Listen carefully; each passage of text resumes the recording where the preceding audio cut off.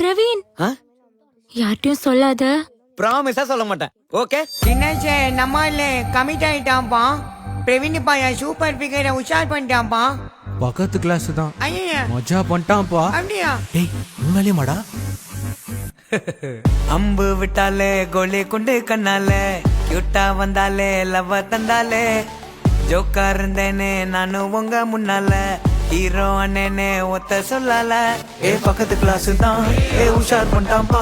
ஏ வெக்க பறாண்டா ஏ மஜா மஜா மஜா அவ ஸ்ட்ராபெரி பொண்ணு நீ பேக்கரி பண்ணு ஜாம தொட்டுன்னு துண்ணு.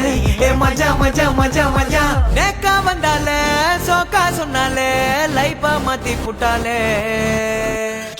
எதுக்கு